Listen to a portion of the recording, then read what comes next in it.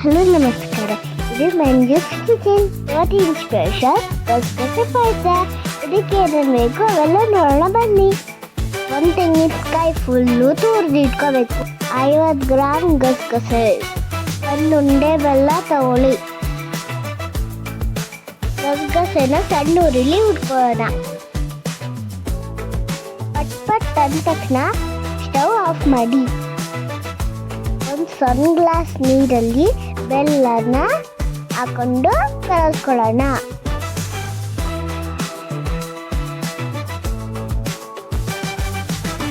ಬೆಲ್ಲ ಕರ್ಕೋ ತನಕ ಗಸಗಸೆನ ತೆಂಗಿನಕಾಯಿನ ಎರಡನ್ನೂ ಮಿಕ್ಸಿ ಮಾಡ್ಕೊಳ್ಳೋಣ.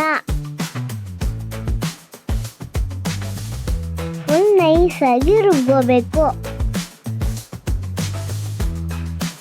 ಬೆಲ್ಲ ಕರಗ್ತಾ ಇದೆ.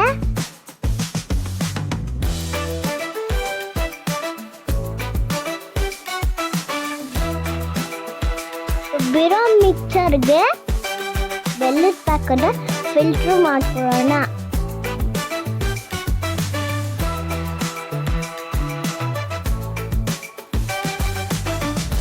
ಹಾಗೆ ಸ್ವಲ್ಪ ಕೈ ಆಡಿಸಿ.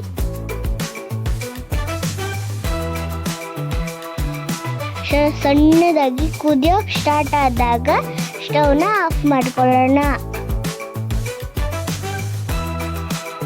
2 ಸ್ಪೂನ್ ತುಪ್ಪ ಹಾಕೊಂಡು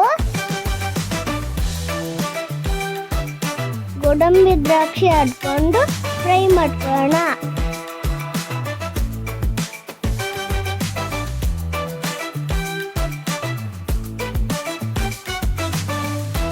ಫ್ರೈ ಮಾಡಿರೋ ಗೋಡಂಬಿ ದ್ರಾಕ್ಷಿನ ಪಾಯಸಕ್ಕೆ ಹಾಕಿ ಸರ್ವ್ ಮಾಡಿ.